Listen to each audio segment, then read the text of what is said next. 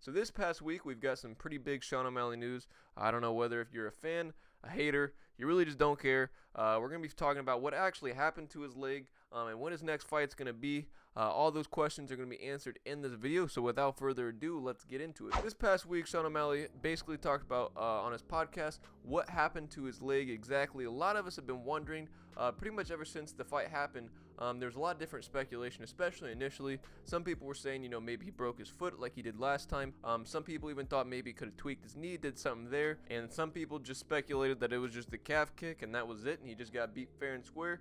But we never really got a definite answer. We did find out that the x-rays came back clean. There was no bone breaks. And then the MRI came back. That was clean, so there's no issues there. So a lot of us were just like, what really happened? Because everything came back clean, so what was the problem?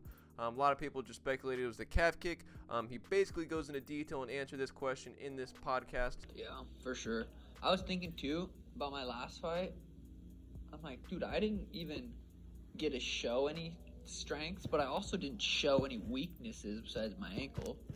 Dude, I hit him more with my fucked up foot than he hit me the entire fight.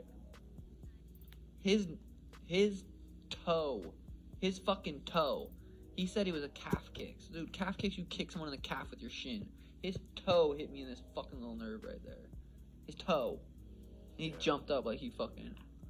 So there you go. He basically confirmed that it was a calf kick that deadened his nerve, and that was it. His leg just kind of shut off, and he couldn't really move. Rolled his ankle like however many times. And that's kind of what happened. That's what messed up his leg. That's what messed up his movement. So there you go. There you have it. There is a definite answer from the horse's mouth. A lot of us pretty much suspected that this was the case prior, but it's nice to have a confirmed answer so we know exactly what happened and we can move forward, which kind of brings us into the next segment, because in the same episode he basically detailed how he was feeling, his health, nice little update on his ankle, and basically when he's aiming for his next fight.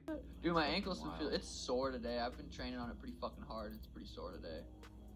But yeah, but the way you were bouncing around kickboxing yesterday was fucking nice. That was fun. Yeah, that was fun. And that brace fucking is nice. Monday was 6-7 minute rounds with 6-minute live goes from just different positions. Yeah. No, it's feeling pretty good. I've been doing good at not snacking too heavy in the night. But I'm trying to keep my weight around 55 because I want to fucking... I know if I keep my... That's a good weight for me. If I'm too heavy, then I'm overeating, but... I want to keep my weight around 55. Try to get something like October, November. So as you guys just heard, he basically sounds like he's been training pretty hard as of recently. He's been doing some kickboxing. It sounds like he's been doing some like live all-out rolls with his jiu-jitsu. So everything must be pretty good for the most part. He obviously said he's not 100%, but it's a lot better than being like majorly injured. He also mentioned too that he's trying to keep his body weight around 155, which is only 19 pounds over the bantamweight weight limit, which is perfect for him. That is like no weight to cut pretty much from right now all the way up until a fight. And then he also stated that he would like to fight very soon, pretty much in like October or November, which is literally like the next month or next 2 months. I don't know which cards he could probably get on, because I know that the October pay-per-view is pretty much stacked out in terms of the main card. So he probably wouldn't be able to land anywhere on the main card if they wanted to throw him on the prelim main event, which I probably couldn't see happening. They maybe could have him headline his own fight night if there's still an availability for a fight night in October. If not, maybe throw him in as a co-main on one of those. But I really don't know if I could see him squeezing in anywhere in October. November I could definitely see, because there's a lot more openings. You could definitely throw him in a fight night main event. You could also throw him on the, I think it's the 255 card that has the Garbrandt-Figueiredo flyweight championship fight with the Shevchenko fight on it as well. You could throw him on there, be like the undercard for Cody Garbrandt. That would be kind of cool. It'd be a nice way to kind of build up a future fight that would be way down the line. It's probably not going to happen, especially if Cody wins the flyweight belt. That fight probably will not happen for at least a couple years, but it would just be cool to kind of build up a story or something, which kind of segues into the next part of this video. Basically, who would Sean O'Malley face in his next fight? It's definitely way too early to guess because it's just so far out. We kind of have to wait to see the lay of the land, but there definitely are a few names that you could possibly look at. The first one being, if you were to jump right back into the rankings, trying to fight a rank opponent and kind of get his spot back, I would probably go for someone like Cody Stamann. I don't believe he has a fight booked right now. He's coming off a loss right now. He's currently ranked number 12 in the bantamweight division. That would be a nice little fight for Sean, because it'd be against someone who's a wrestler. They say he's never faced a wrestler before that kind of has that strong pressure always in your face, mixing up his striking with his grappling.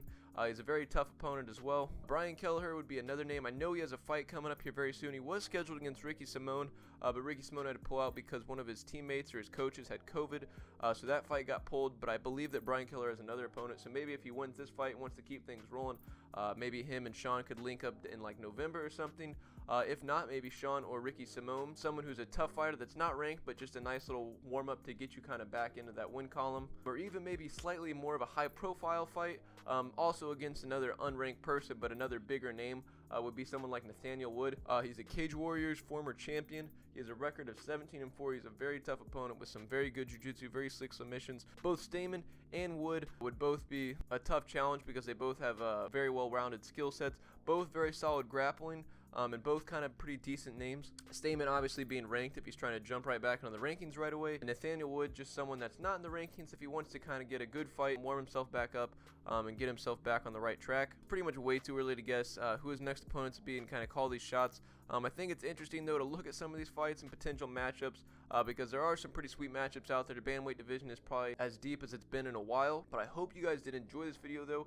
If you guys did, please be sure to like, comment, subscribe, share this video if you guys know someone else that would enjoy this video or find this video entertaining. Send my video their way. I would greatly appreciate it. It really helps me grow this channel.